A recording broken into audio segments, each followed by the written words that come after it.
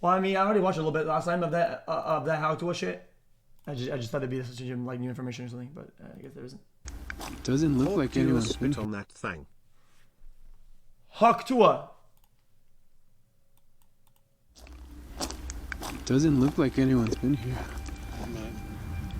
What's that smell? This officer is unknowingly reacting to the decomposition odor coming from Craig Thetford's hidden body. Police have been searching for him for months with no success, and even now, with the foul odor in the air, they still have no idea he's buried only feet away. Is that dirt or is that blood? This is the only way I've been able to have any communication with you, and I don't even know if it's him.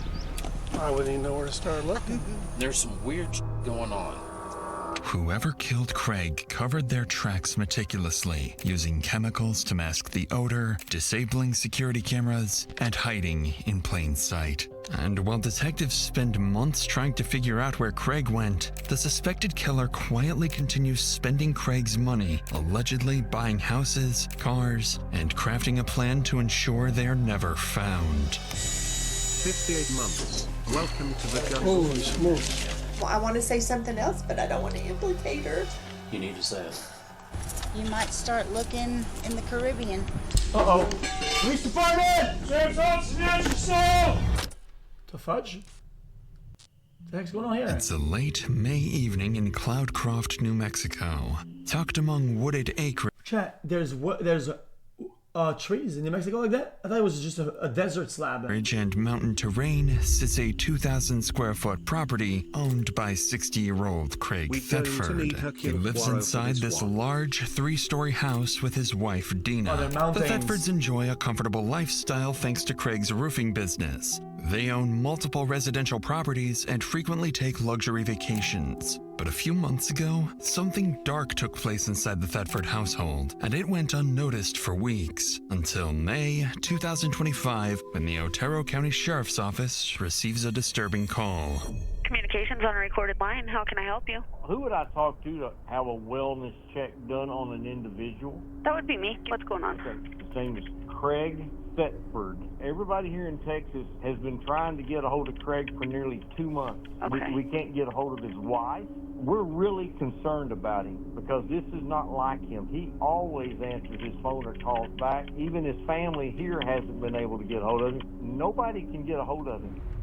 On the line is Larry Scott, requesting a Fair enough, welfare W. check on his friend. But something about this call is different. As Larry explains, nobody has seen Craig or his wife for months. A detail that's highly unusual since most missing person reports come within days. It's a little bit late, 2 months, guys. I feel like we've seen these videos where sometimes somebody is gone for literally 1 day. And because they're so responsive normally that even 1 day is crazy. 2 months, somebody who's responsive is insane. Following this, officers are dispatched to the address to conduct a welfare check on the Thetford couple. Once they pull up to the long driveway and step out into the mountain air, they can sense something is off about this place. Oh, they written travel? Yeah, it makes sense, but 2 months is crazy.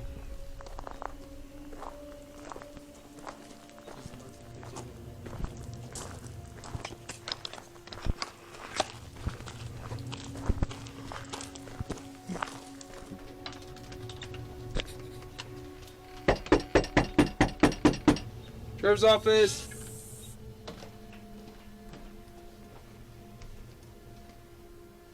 Please spam the cops lop. I eat it up on YouTube while I work. Yeah, we haven't watched something in like 9 days, so. Oh, I like those. Can you see anything through the windows? Yeah, I got a pretty good look through the windows. Huh. Doesn't look like there's any. 3 years with As the officers walk around the residence, they notice the sheer size of the property with multiple carports and outbuildings. So that is actually such a nice setup. Throughout the home itself, but strangely, no one answers the door. Looking through the windows, one officer notices like several boxes stacked, suggesting that the couple might be in the process of moving or had already left. As another officer circles towards the carport, he hesitates. There's something odd about the air around him. I got a pretty decent security camera on the back. Doesn't look like anyone's been here. What's that smell? Coming from the carport, a faint, strange odor drifts through the space. But up in the mountains with wildlife and wooded terrain, unusual smells aren't uncommon, so the officer brushes it off and moves on. With the home appearing vacant and no immediate signs of foul play, cops call it off and leave with the impression that the Thetford couple likely moved out and simply forgot to inform their friend Larry. Unknowingly, officers are walking away from the first signs that something far more sinister is at play. Chat, a really weird smell they can't put their finger on it. On a wellness check. The next day, things begin to shift into something more serious as police receive a second call about Craig. However, this one carries more concerning details than the last. Telecommunications on a recorded line. How can I help you? Okay, this is going to be really, really strange. About 4 months ago, my grandpa had went off the face of the world, and he's a volunteer firefighter up there. He loved to do it. He talked to me about it all the time. And so I'd like to place a wellness check. But the only person that said she's talked to him in 4 months is his wife, and apparently now they're getting a divorce. He's doing a whole bunch of stuff, but I don't believe it. It's not my grandpa. It's just really strange. What's his name? Craig Thetford. And what's your name? My name is Cody Gibson, and I'm his grandson. His wife is supposedly in Texas getting a divorce. With yet another welfare check request from Craig's grandson Cody, a clearer timeline begins to form.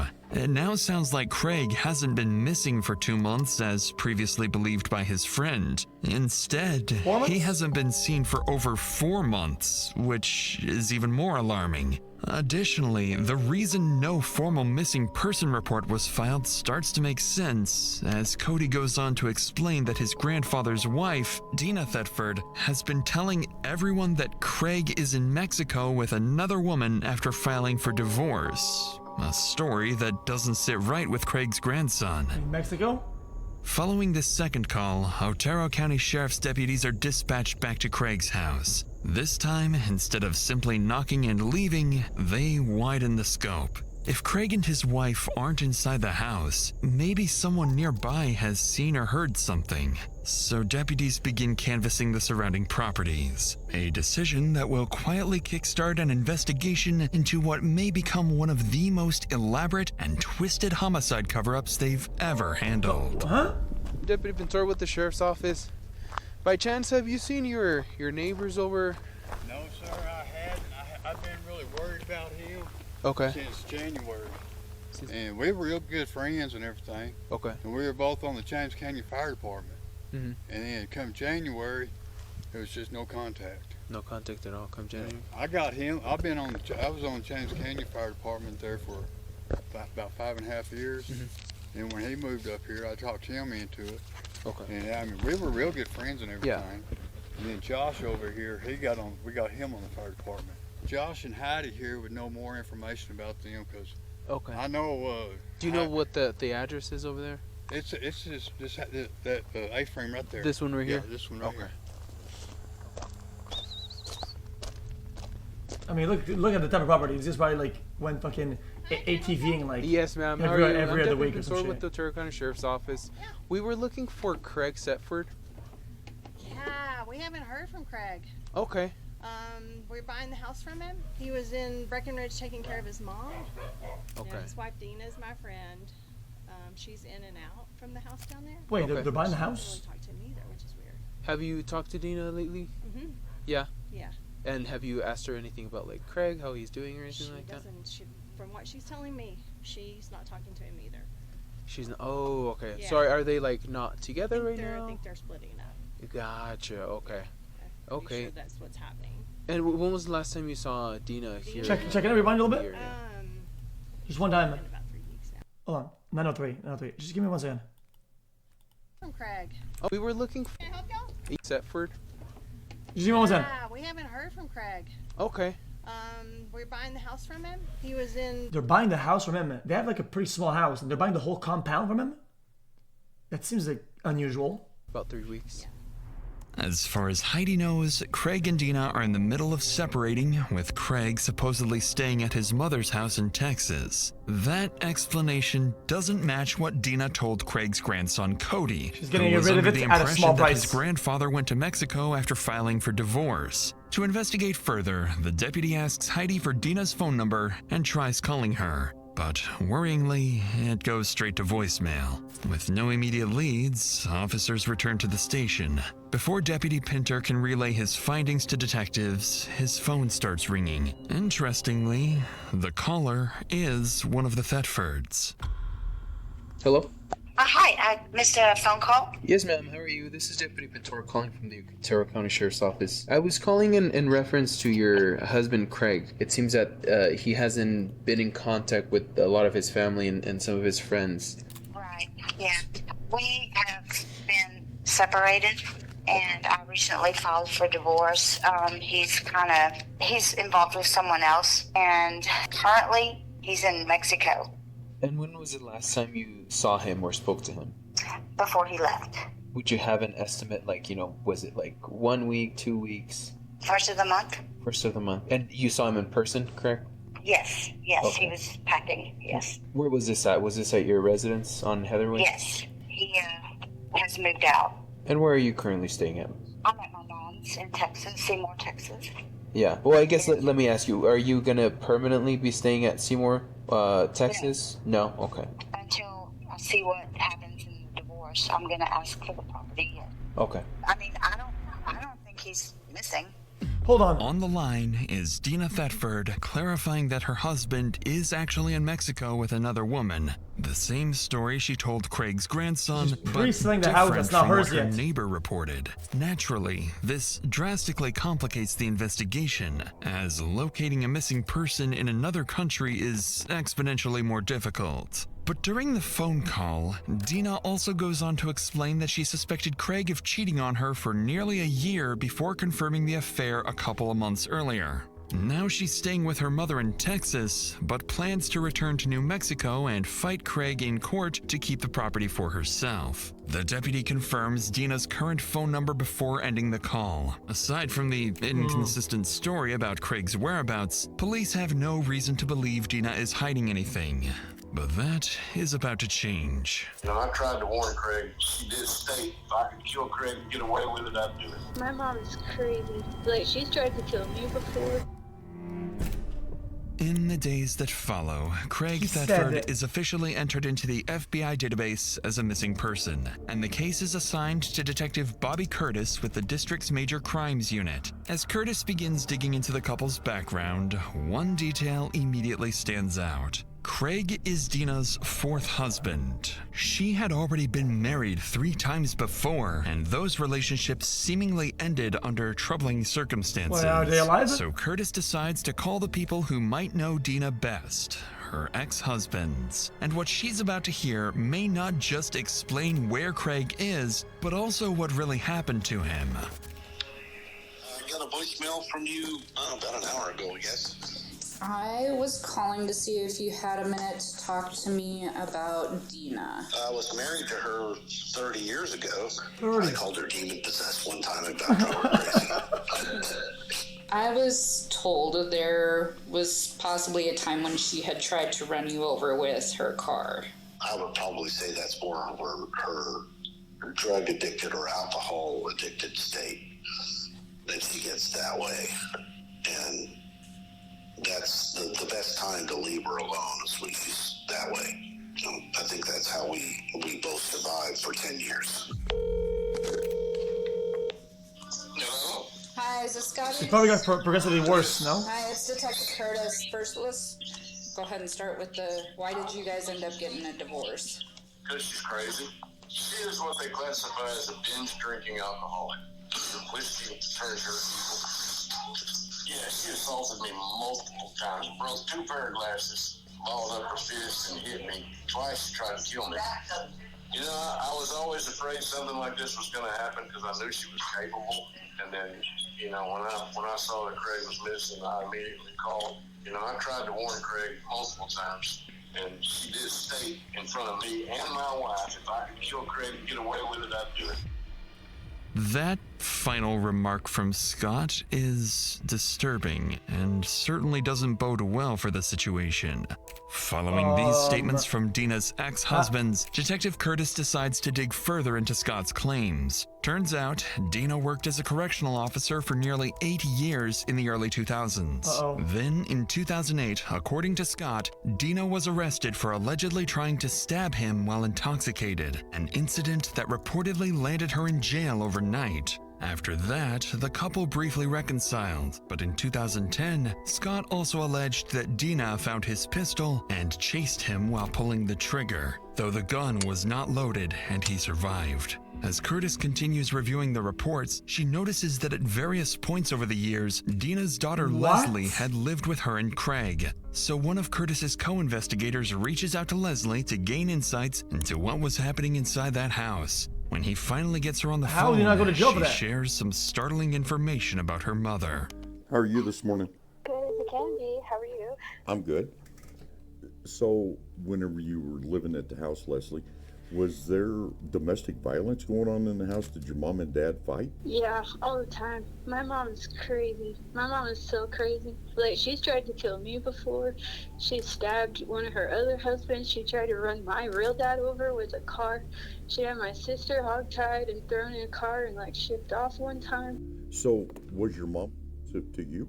Yep, to everyone, pretty much. I always thought she was, like, possessed, like, demonic. Like, it was so evil that, like, I just couldn't even believe, like, it was real. Okay. At the time that you were there at the house, did your mom and dad drink or use drugs? Either one of them? Yeah, she's an alcoholic. She's always been. She also does other drugs, and I think she might have poisoned him or been trying to poison him or something, like messing with his medication or something. Needless to How is say, that not like a things super are red flag? starting to I mean, sound grim. There are now 2 separate people alleging that Craig may be dead and that Dina could somehow be involved. With this troubling development in mind, Detective Curtis moves on to review the couple's recent financial activity, and this is where things become very peculiar. In the last 4 months, Dina appears to have spent hundreds of thousands of dollars, including a new house and a new car, while also potentially helping fund her son's new business. With all these findings combined and Dina's shifting story, investigators begin to suspect they may be dealing with something far more serious than a missing person case, and the possibility of a concealed homicide now sits squarely on the table. But in the middle of trying to piece together what really happened to Craig, detectives receive a tip that his wife Dina has returned home and is acting as if nothing ever happened. Yo, you hurt fucking 10 people, nobody gives a shit. Yo, you spend $1 of some possibly untaxed or fraudulent dollar, and the IRS is on it, bro, they are at your door in 20 minutes. Like, holy shit.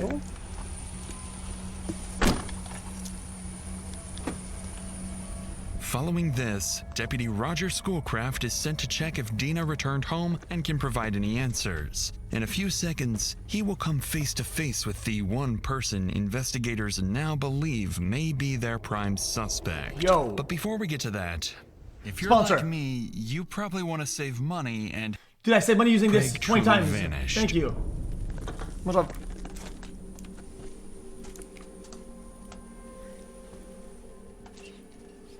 Hi, good morning. Dina? Yes. Hi. Good morning, good morning. Yes, I liked it. Hey, I'm doing some I'm Roger, I'm sorry. Roger Schoolcraft. Dina? Yes, I think we met at a football game. Probably did. I'm trying to do some follow-up on Craig. And I thought maybe I could meet with you. Maybe you could try to kind of help me, give me some information. And can we sit somewhere? Or? All right. Kind of chilly. I know. Okay, well, obviously we got some calls because people haven't been hearing from her or anything. So you being the wife, you might be able to help me. Well, it's his mom. I talked to his mom. Chat. Oh, really? So you guys are... Chat, a Zyn and a vape at this age, is that normally or is that not normally at all? Let me fix the camera as well. It's blocking the evil or whatever the fuck this is. No, we have been having some issues. Okay. I guess you would say we're separated. How long's that been going on? Nothing's legal yet. We just haven't been spending any time together since at least February. Early February, late February? Late February, or mid-February. Since mid-February. Things weren't working out, so you left, he left, how did that? He left. He told me, well, he first went to Texas because said he needed to go help his mom. So he left here to go help his mom? That was what he said, yes. I've never really had any reason not believe what he said. And that was like the second week of February? You'll have to bear with me because I don't keep track of time. Even though Dina doesn't keep track of time, she does seem to keep track of other things, like the details surrounding Craig's disappearance. Within just a few minutes of their conversation, Deputy Roger notices that Dina slightly adjusts her explanation about Craig's whereabouts, now claiming that he simply told her what he was doing, and she had no reason not to believe him. But as the pair continue rehashing the details, Dina begins to visibly sense that Deputy Roger isn't convinced. She appears to have no idea of the amount of suspicion that's been mounting against her. In reality, Dina is well prepared for this moment because she's about to present what she believes is concrete proof to validate her story and put an end to the growing suspicion around her. Fair enough. I've never had a reason to doubt it, but now I do. I mean, I think that he has hooked up with some youngsters that are doing these classes, and I think he's reliving his youth, and he's ready for me to get out of the picture. But where would he be doing that at? Mexico, I guess. Mexico. But when I would come home, I mean, he's been here. It got to the point where he would just leave me a note, like that one over there. Now this classic, classic American. I think that when you go to Mexico, it's the void zone. It's like you send something over to Mexico and it disappears forever, and there's no way to track it or whatever. Like, come on, dude, really, dude. This is our communication right here for the last 2 months, and there's been several, but this is this one is from not like 2 weeks ago. Okay, and you this is your handwriting and that's his? Yes, because his family's been calling me, where is he? You know, and I'm like, I know as much as you do. Where's El Salto? Mexico. And he has friends in El Salto, or he went? El Salto is a trophy. They should get a forensic analysis on that and see how fresh it is. Big bass fisherman too. I think this would make like the 3rd time he's been there. Even if Deputy Roger tried, hold on, last pause. He couldn't sound. Chat, if they can tell the dinosaurs were here fucking like 70,000 planets ago, they could tell how fresh this fucking writing is. I'm fully convinced that Craig actually wrote this message, but he takes the bait anyway, or at least allows Dina to believe her plan is unfolding exactly as she intended. Conveniently, Dina quickly moves on to the next step in her plan. There's something downstairs that might help clear things up, and she's willing to share it off the record. Off the record? Can I say something off the record? Sure. Craig keeps all our money in cash. I can't get in the safe, so I can't tell you if he took it or if it's there. Hold on, I'm moving. All the money? Why can't you get into the safe? I don't have the combinations. Was that an issue between the two of you? They wouldn't let you have access to the safe? It wasn't an issue with us, but it was an issue with his first wife. Well, she was stealing money from him or what? Okay, I understand now. And how much?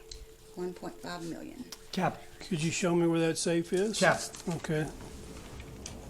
That's a substantial amount of money by anyone's standards, and Deputy Roger is beginning to suspect he may already know why Craig suddenly vanished. Even though Dina claims she can't access the safe, Roger will soon discover that this, too, might not be true. But since Dina brought up the money unprompted, Roger recognizes an opportunity to dig deeper and decides to take it.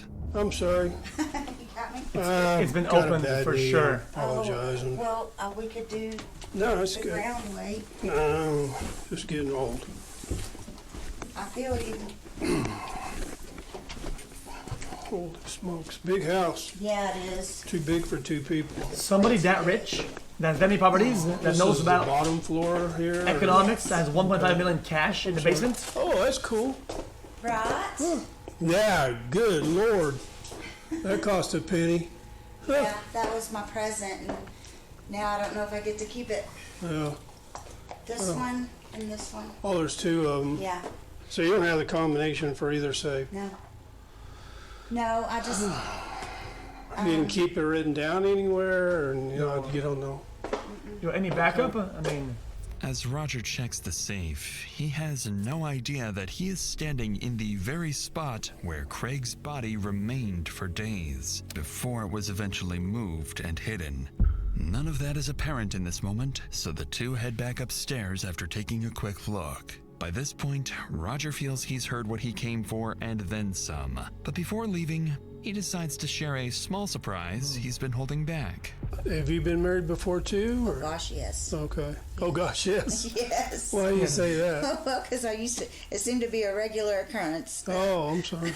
No, it's. I make it a joke. Yeah, I mean, I just. It took me a long time to figure out I'm the common denominator. Mm-hmm. So. How many times were you married? He is my fourth. Your fourth, okay. Yes. I don't know. Just a little history of me. I'm actually a retired police officer. Came back to work about 2 years ago. I got bored sitting at home.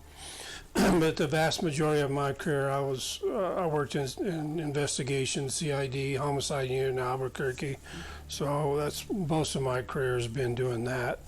Deputy Roger leaves little room for doubt, subtly making it clear that he is, in fact, investigating a possible homicide. Even though Dina tries to appear nonchalant, her face tells a different story. She looks visibly taken aback by the idea that a homicide She heard homicide, she locked is in. now sitting in her living room, and the timing of Roger's reveal couldn't have been more deliberate, coming right after Dina seemingly acknowledged that she's the common denominator in her previous failed marriages. With the surprise revealed, Roger wraps up the conversation and heads out, leaving Dina with a clear implication that she may now be a prime suspect in the possible homicide of her husband, a thought that will soon begin to consume her. At the same time, Roger walks away with something else he believes he identified during the hour-long interview. The smell. A possible financial motive behind Craig's disappearance, as well as an even stronger suspicion that he may have just been speaking with the alleged killer herself. Before heading back to the station to relay his findings, Roger's relentless instincts get the best of him. With more than 2 decades of experience and having handled a case with eerily similar circumstances that later turned into a homicide, he can't shake the feeling that something isn't right. So instead of leaving right away, he decides to stick around the neighborhood and speak with people who live nearby. A move that will not only fuel Roger's growing suspicions, but also reveal some new details police hadn't fully heard before. What are you doing? Hey, you. Roger School Club. We met. Yeah, I was at school. You want to go here? We can come up Will here. a dog bite me? No. Oh, okay. There. Good Just question. A good marker. What, do you know anything on the last time you saw him or talked to him? No, it's been a while, and there's some weird Cupcake things going on. Yeah, for sure. And I don't want to. I'm not trying to implicate anybody. From what it sounds like in the past, whenever those two get when I say those two, Craig and Dina, they get together, and you mix in a little bit of alcohol. Things get a little bit flammable, or can be.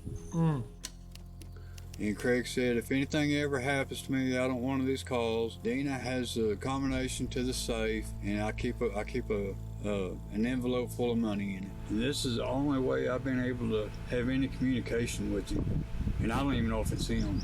Wonder who he supposedly went fishing to Mexico with. See, we had a call like this a long time ago. Long story short, turned into a murder.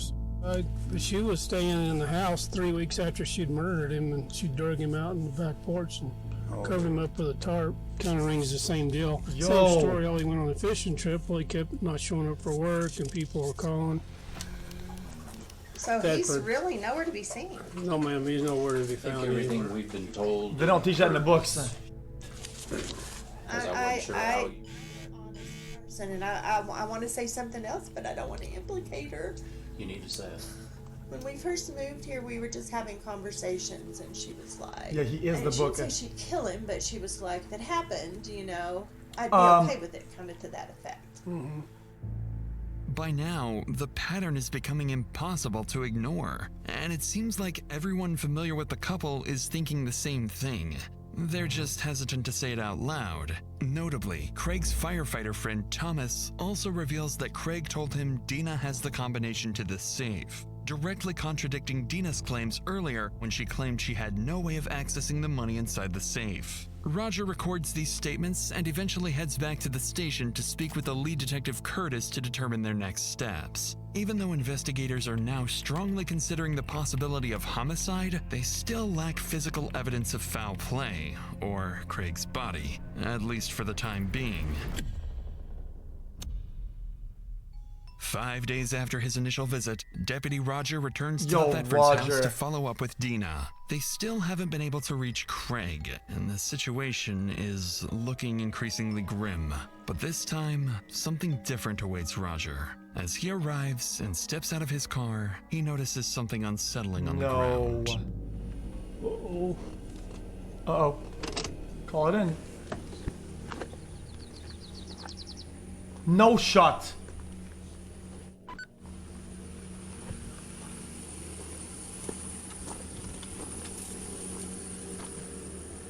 Cadaver dog time. Good morning. How are you? Good, how are you? Good, good. I was about to make some coffee. I'll take some coffee. What are you putting in the ground? I'm not putting it in the ground. I was trying to flatten it. I'm going to roll those rocks back in there. Oh, I saw that metal thing. I thought maybe it was some kind of a holding thing. It's an above ground gardening. Oh, yeah. Roger treats the discovery lightly, even joking about the massive hole Dina dug outside. But he'll soon find out that he's been, unknowingly, walking right over the truth this whole time. He Was he close to? Was he close to any of the females at all? He's nice to everybody. I mean, everybody adores him. Yeah. You know, we were going to church, and everybody just loves him, and the neighbors, he would do anything for anybody. So none of these neighbors had a gripe with him or an issue with him. It's just so unusual for somebody just completely pop off the radar. Just poof, they're gone. Well, it's a mystery. I just keep thinking he's maybe got an enemy that we're not aware of, or somebody that felt like they had something to gain. Classic. I think, you know, if I had just left when he told me to, then none of this would have happened. With this statement coming directly from Dina, she has effectively pointed the finger at herself. Whether she realizes it or not remains to be seen. With the remainder of the conversation yielding no new leads, Roger wraps up his second visit and heads out, still empty-handed. But as he leaves the property, Roger has no idea that this might be the last time he ever sees Dina alive. There's bleach where? I didn't see the bleach. There's bleach in that room? In the following statement coming directly from Dina, she has effectively pointed the finger at herself. Whether she realizes it or the pink jug is... What is that? Not remains to be seen.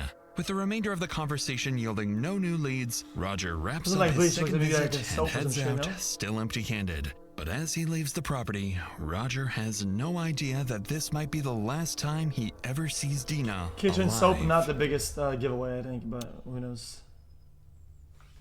In the following weeks, things begin to escalate dramatically as Dina appears to have vanished. Any phone calls from detectives went straight to voicemail, and police were unable to locate her. Investigators also caught wind of rumors alleging Dina was talking about fleeing to Jamaica or taking her own life.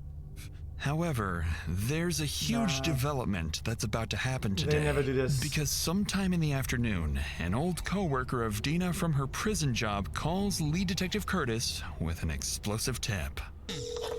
Hello? Hi, is this Andrew? Yes, ma'am. This is Detective Curtis with the Otero County Sheriff's Office. I had a message that you had called. Yes, ma'am. All right, what can I help you with, sir? I recently got in touch with an old friend of mine. She was married to that dude, and apparently she said she shot him. I have a conscience, and I couldn't just not say nothing. Can you tell me her name? This is his wife, Dina. Did she tell you when?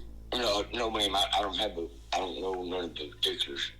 What everyone has been anticipating this Yo, entire Good Samaritan? time has finally come to fruition. Seemingly straight from Dina herself, according to her old friend Andrew. However, without a body or hard evidence, Detective Curtis can't obtain an arrest warrant or press any charges. But not long after this call, another development takes place. This time, police catch wind that Dina was at her mother's house in Texas and attempted to take her own life. Detective Curtis realizes how quickly and dangerously the situation is escalating. If Dina manages to flee, or worse yet, takes life, they may never find Craig's body, and the case is doomed to go cold. With that possibility looming over the case, Curtis decides to act fast. She obtains a search warrant for Craig's house and begins coordinating with the Major Crimes Unit to execute the search, find Dina, and, more importantly, uncover Craig's body. As coordination is underway, Curtis sends a group of detectives and heads out to Dina's mother's residence. She needs to figure out why Dina is trying to harm herself.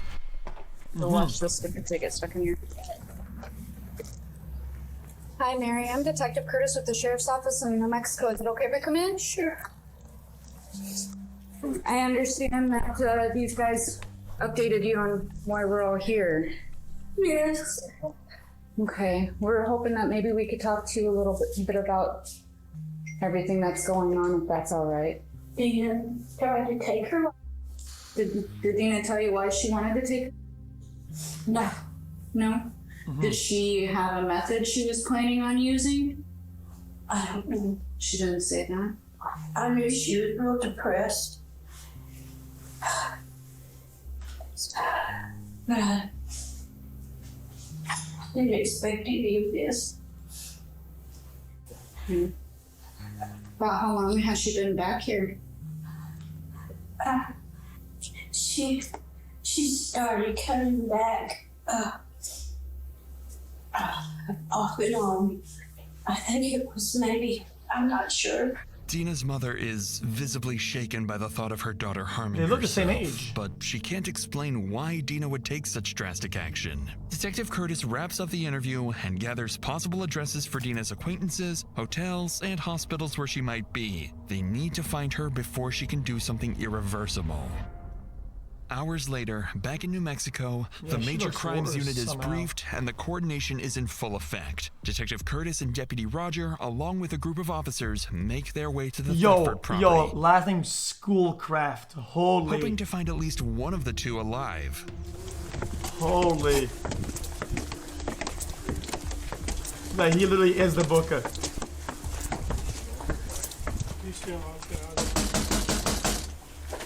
Sheriff's Office!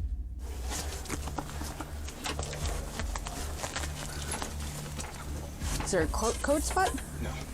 Let me check these other doors. No. This one's already been forced. It's already been what?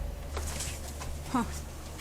After circling around the exterior of the top floor, deputies discover one of the front doors is suspiciously unlocked, suggesting Dina may be somewhere inside.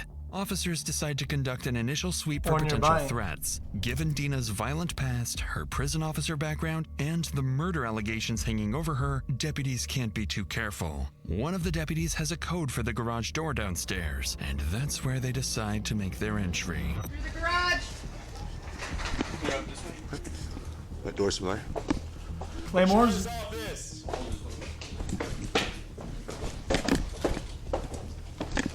Clear.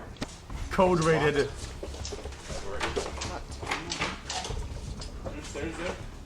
There's 2 doors to the left.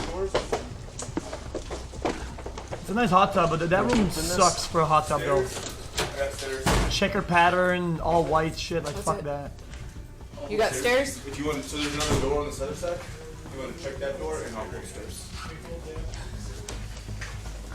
They forgot to honeycomb this. No, actually, hold on, they have the airlocks.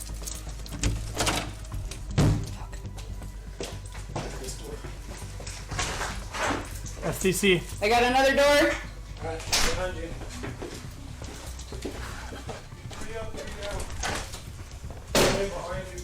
I got another door. Oh my god, how many fucking doors?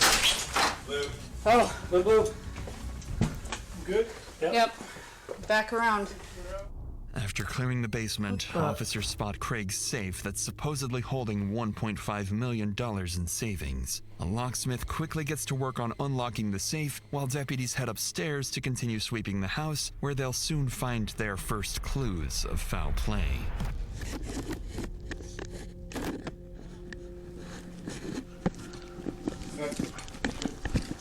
From months prior? Blue.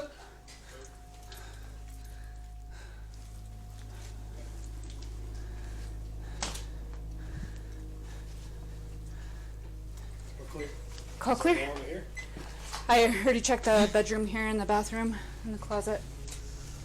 As police finish sweeping the house, they begin to notice multiple clues that suggest a violent event and subsequent cleanup.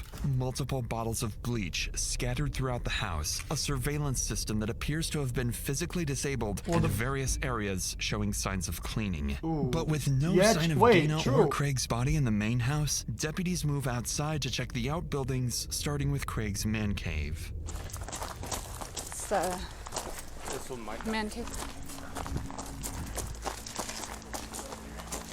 Abundance of cleaning like that on the washing machines is fine, but everywhere is like it can be superfluous for sure.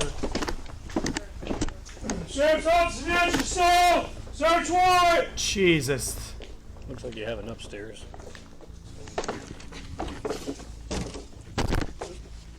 Small room, got a door. Another door, man. Here comes airlocked. Small room coming out. Holy shit. Clear.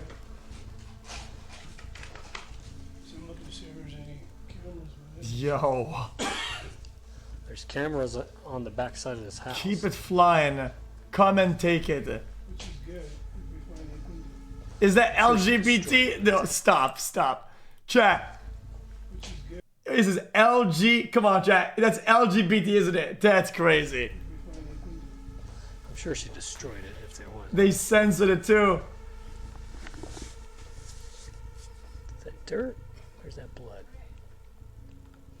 Liberty, guns, beers, Trump. Is that actually what it is? As deputies continue their search, they also find a table saw with possible blood traces, as well as suspected splatter in the workshop area. But still, no human body or remains anywhere. In the meantime, back in the basement of the main house, the locksmith is seconds away from opening Craig's safe and confirming something Deputy Roger had suspected all along.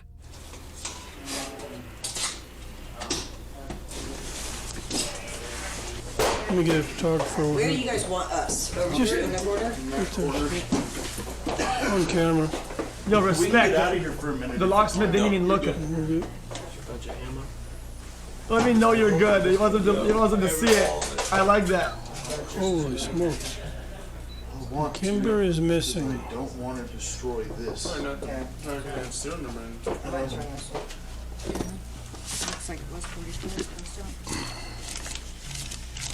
There's no woman by mail in there. No way. Okay. She missed it. Yeah. 10,000, 4,200, 70,000. Yeah, I was right. 84,200. What Revo? The total amount Deputy Roger counts is far less than the $1.5 million Deanna had told him was inside just a few weeks ago. The missing money further supports investigators' speculations that Craig's been dead for a while, and that his wife has been burning through his money. Yeah, how much? The area what is have you been vast, spending on that much? and if Craig had been buried somewhere beyond the property, finding him could take months or longer. What officers don't yet realize is that Craig's body has been hidden in plain sight the entire time. As the search continues, a detective back at the police station gets a call from someone all too familiar with Dina, her daughter, Leslie. The last time the detective spoke with Leslie, she revealed startling allegations about her mother's behavior during the time they lived together. This time, however, Leslie has critical information to share. Details she and her siblings supposedly knew for a while, but she's the one who finally decided to talk. Randy, it's Lizzie, and I have Leslie on the line. So I told her that I had kind of filled you in, but I was going to let you ask her any questions you might have. Okay. Hi, Leslie. How are you this morning? Oh, you know. Hanging in there? Yeah. Well, good. So, Leslie, can you tell me what your mom told you? It was just like everyone was being so weird, and I knew something was going on, but nobody would tell me anything. Well, long story short, she said she was gonna, and then she came to see me one last time, and she wanted to see my son, her grandson, one last time, and then she told me what happened. What did she tell you happened? That Craig pushed her down the stairs, and she shot him, and he fell into the pool room. She left him laying there on the floor for like a day, 2 days and a half, and then she wrapped him up, I don't know, rug, plastic wrap and stuff, and then they tied that up with a tractor, and they moved him with the tractor to the carport. There's 2 carports over there, and I kind of have a feeling that he's probably in the one by the bunkhouse where he used to park, like underneath the tractor, or like something parked on top of him. Like it might be like they might have dug like a little hole or something. It's like a hidden in plain sight type of thing. So why do you think your mom called you? Well, I was the last one to find out. My other siblings had already known for a long time. She said she wanted to like unburden herself. All my siblings and everybody was like acting so weird. Then my sister was crying and everything, and she asked me to come to her house to see her. So I went to her house, and then after I got back from there, like everyone cut contact off with me. Oh, she's buying him off. And just like that, Leslie seemingly cracks the case, giving investigators the breakthrough they've been looking for. The deputies back at the residence are informed that Craig's body is hidden on the property. So they split the loot. Based on Leslie's tip, they move to conduct a thorough search of the detached metal carport west of the house, where investigators will discover that the truth has been hidden in plain sight all along. In the carport, next to the tractor, officers spot a large pile of cardboard boxes, rugs, soil bags, and other items stacked to hide something underneath.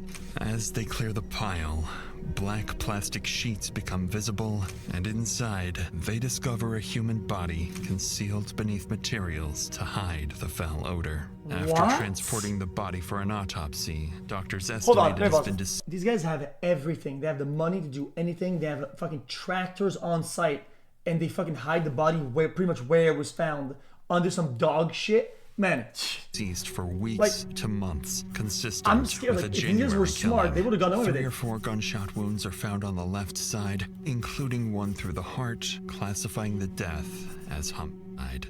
After using fingerprints, the body is positively identified as Craig Thetford. With this tragic discovery, an arrest warrant is officially issued for Dina, and multiple units in both New Mexico and Texas are informed to be on the lookout for her. A few hours into the search, officers in Texas receive information from Dina's mother, Mary. She tells them that Dina is at Red River Hospital. Officers quickly arrive at the hospital where they find Dina alive and unharmed. She's taken into custody without incident.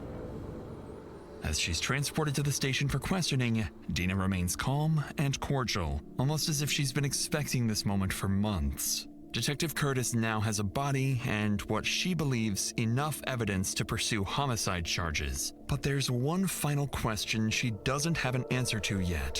Why was Craig truly killed? William Lindowski, with the District Attorney's Office out of New Mexico. Sorry, I'm Detective Curtis with the Otero County Sheriff's Office. The money.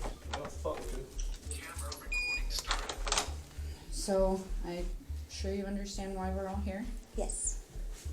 Did you get a copy of your arrest warrant yesterday? No, I haven't gotten a copy of anything by anybody anywhere. Okay. And I'm just going to tell you right now, I'm going to need a lawyer. Okay. And that's as far as I'm going to go. Okay. This is my plan because I don't know any better any other way. I don't either, unfortunately. They don't let me get very close. As fate would have it, Detective Curtis won't get the answer she hoped for as Dina invokes her right to a lawyer, effectively ending the interview. Following this, Dina is booked into jail without bond for first-degree murder and tampering with evidence. And while the why of Craig's death remains unanswered, the investigation continues. In the following weeks, detectives and prosecutors gather their evidence and build a classic circumstantial homicide case, alleging Dina intentionally shot Craig multiple times inside the house, moved and hid his body, lied repeatedly about his whereabouts, and looted shared assets. Prosecutors believe what they have will lead to a conviction, with the main open question being whether the jury finds first-degree murder or a lesser homicide charge. As of March 2026, Dina Thetford's case is still in the pre-trial phase, and she remains innocent until proven guilty in court. She faces life in prison with the possibility of parole after 30 years if convicted of first-degree murder, or 18 years if convicted of second-degree murder, plus additional time for the tampering charge. Guilty. Cops have to deal. I mean, yeah, she looks crazy. But I'm much more worried though. I mean, it seems like they had like kind of the whole kind of motive, the whole story around everybody else helping her though, and her possibly buying them out though. Like what about the other kids or whatever? It seems like they've gotten cash injection. Seems like they knew more and they let on. They kind of were together in that whole thing. Like what about all of them? I mean, they have no charges been filed against them. They're just walking around or whatever. Like, bruh. Anyway, that's just not possible. But because she probably got like committed because she tried to harm herself. I think that was the premise of the thing.